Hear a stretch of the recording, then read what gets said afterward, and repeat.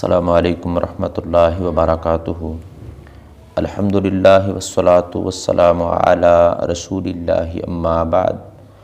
اعوذ باللہ السمیع العلیم من الشیطان الرجیم من حمزہ ونفخہ ونفثہ۔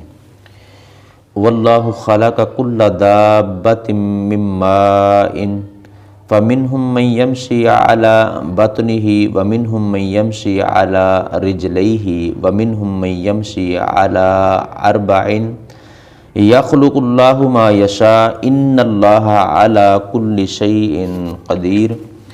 لقد انزلنا آیات مبینات واللہ یہدی من یشاء الی صراط مستقیم۔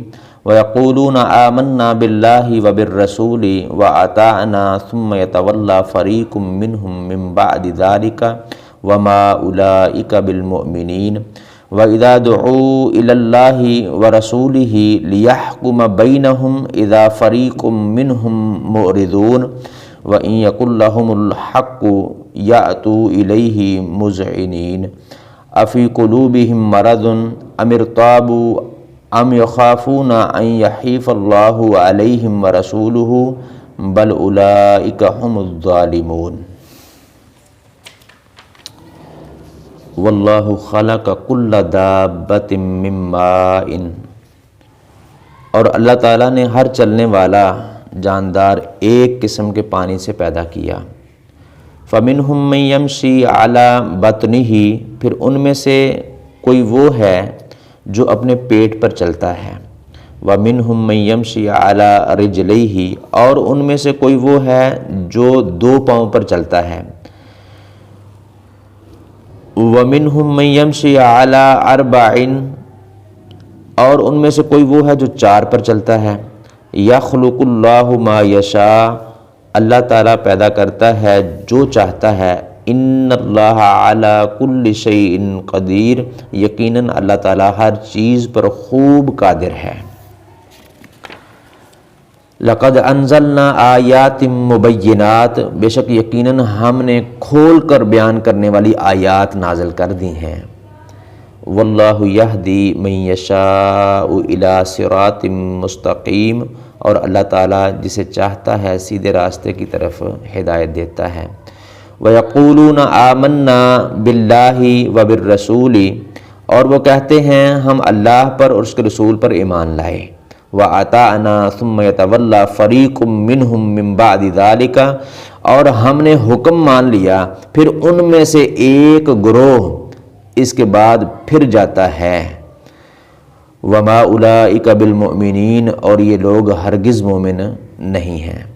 وَإِذَا دُعُوا إِلَى اللَّهِ وَرَسُولِهِ لِيَحْكُمَ بَيْنَهُمْ، اور جب وہ اللہ اور اس کے رسول کی طرف بلائے جاتے ہیں تاکہ وہ ان کے درمیان فیصلہ کرے۔ اِذَا فَرِيقٌ مِّنْهُم مُّعْرِضُونَ، تو اچانک ان میں سے کچھ لوگ منہ موڑنے والے ہوتے ہیں۔ وَإِن يَكُن لَّهُمُ الْحَقُّ يَأْتُوا إِلَيْهِ مُذْعِنِينَ، اور اگر ان کے لیے حق ہو تو مطیع ہو کر اس کی طرف چلے آتے ہیں۔ أَفِي قُلُوبِهِم مَّرَضٌ، کیا ان کے دلوں میں کوئی مرض ہے؟ أَمِ ارْتَابُوا، یا وہ شک میں پڑ گئے ہیں؟ ام یخافون ان یحیف اللہ علیہم ورسولہ، یا ڈرتے ہیں کہ ان پر اللہ اور اس کے رسول ظلم کریں گے۔ بل اولئک هم الظالمون، بلکہ وہ خود ہی ظالم ہیں۔ سورہ النور کی آیت نمبر 45 تا 50 کی تلاوت اور ترجمہ کیا ہے۔ واللہ خلق کل دابۃ من ماء، یہ بھی اللہ تبارک تعالیٰ کی توحید کی دلیل ہے کہ اللہ رب العالمین نے ہر چلنے والا جاندار پانی سے پیدا کیا ہے۔ پھر ایک ہی چیز سے پیدا ہونے والے تمام جاندار زندگی کی پہلی حالت ہی میں ایک دوسرے سے مختلف ہیں۔ سب کو پانی سے پیدا کیا، ایک ہی چیز سے پیدا کیا، اور سب کی حالتیں جو ہے وہ مختلف ہیں۔ کوئی اپنے پیٹ پر چلتا ہے جیسے سانپ، مچھلی وغیرہ، اور کوئی جو ہے وہ دو پاؤں پہ چلتا ہے جیسے انسان، پرندے وغیرہ، اور کوئی چار پاؤں پر چلتا ہے جیسے گائے، بھینس، گھوڑے، تمام قسم کے چوپائے، تو ان سب کی حالتیں جو ہے وہ الگ الگ ہیں۔ یخلق اللہ ما یشاء، اللہ تعالیٰ جو چاہتا ہے پیدا کرتا ہے، یعنی کسی جانور کو چاہے تو اس سے بھی زیادہ پاؤں دے دے، 4 پاؤں والوں سے بھی زیادہ پاؤں، جیسے کیکڑا مکڑی وغیرہ کئی قسم کے جو ہیں وہ رینگنے والے جاندار ہیں جن کے 4 سے بھی زیادہ جو ہے نا وہ پاؤں ہوتے ہیں۔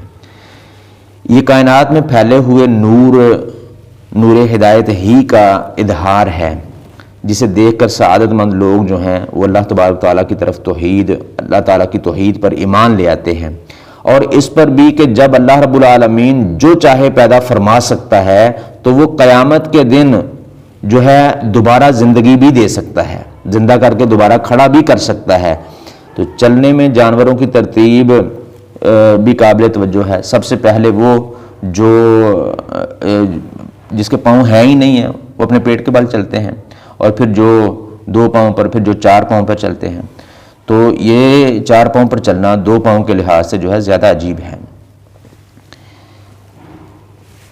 اسی طرح فرمایا لقد انزلنا آیات مبینات، آیات مبینات سے مراد قرآن کریم ہے، جس میں ہر اس چیز کا بیان ہے جس کا تعلق انسان کے دین اور اخلاق سے ہے، جس پر اس کی فلاح و سعادت کا انحصار ہے۔ سورہ انعام میں اللہ رب العالمین فرماتے ہیں ما فرطنا فی الکتاب من شیء، ہم نے کتاب میں کسی چیز کے بیان میں کوتاہی نہیں کی۔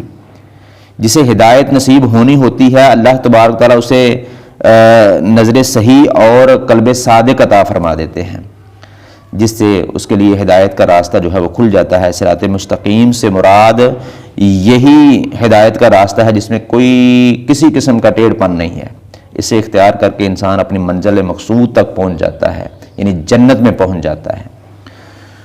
ثم يتولى فريق منهم من بعد ذلك وما اولئك بالمؤمنين، یہ منافقین کا بیان ہے جو زبان سے اسلام کا اظہار کرتے تھے لیکن دلوں میں کفر و عناد تھا، یعنی اعتقاد صحیح سے محروم تھے، اس لیے زبان سے اظہار ایمان کے باوجود ان کے ایمان کی نفی کی گئی کہ یہ لوگ مومن ہی نہیں ہیں۔ وَإِذَا دُعُوا إِلَى اللَّهِ وَرَسُولِهِ لِيَحْكُمَ بَيْنَهُمْ، جب ان کو بلایا جاتا ہے اللہ اور اس کے رسول کی طرف تاکہ وہ انہیں فیصلہ کریں تو کچھ لوگ ان میں سے منہ پھیرنے والے ہو جاتے ہیں۔ تو اس کا تعلق اللہ اور اس کے رسول صلی اللہ علیہ وسلم کی طرف بلائے جانے کا تعلق صرف رسول اللہ صلی اللہ علیہ وسلم کی زندگی میں نہیں تھا، بلکہ آج بھی جن لوگوں کو رسول اللہ صلی اللہ علیہ وسلم کی سنت کی دعوت دی جاتی ہے، آپ کے فیصلوں کی طرف بلایا جاتا ہے، آپ کی سنت کی طرف، آپ کے افعال و تقاریر کی طرف بلایا جاتا ہے، وہ اس سے انکار کرتے ہیں، رسول اللہ صلی اللہ علیہ وسلم کی سنت کو فالو نہیں کرتے ہیں، ان کا بھی حال یہی ہے جو اس آیت کریمہ میں منافقین کا بیان ہوا ہے۔ وَإِن يَكُن لَّهُمُ الْحَقُّ يَأْتُوا إِلَيْهِم مُذْعِنِينَ، کیونکہ انہیں یقین ہوتا ہے کہ عدالت نبوی میں جو بھی فیصلہ صادر ہوگا اس میں کسی قسم کی رعایت نہیں ہوگی، اس لیے وہاں اپنا مقدمہ لے جانے سے ہی گریز کرتے ہیں۔ ہاں اگر وہ جانتے ہیں کہ مقدمے میں وہ حق پر ہیں، فیصلہ ان کے حق میں ہوگا، تو پھر وہ خوشی خوشی وہاں پہ چلے جاتے ہیں۔ افی قلوبہم مرض ام ارتابوا ام یخافون ان یحیف اللہ علیہم ورسولہ بل اولئک ھم الظالمون، جب فیصلہ ان کے خلاف ہونے کا امکان ہوتا ہے تو اس سے اعراض و گریز کی وجہ بیان کی گئی ہے کہ پھر وہاں پہ کیوں نہیں جاتے، کہ یا تو ان کے دلوں میں کفر و نفاق کا روگ ہے، بیماری ہے، یا انہیں نبوت محمدی میں شک ہے، یا انہیں اس بات کا اندیشہ ہے کہ ان پر اللہ اور اس کے رسول ظلم کریں گے، حالانکہ ان کی طرف سے ظلم کا کوئی امکان ہی نہیں ہے، بلکہ اصل حقیقت یہ ہے کہ وہ خود ہی ظالم ہے۔ اللہ تبارک تعالیٰ سے دعا ہے کتاب و سنت کو صحیح معنوں میں سمجھنے، عمل کرنے اور دوسروں تک پہنچانے کی توفیق عطا فرمائے۔ وما توفیقی الا باللہ۔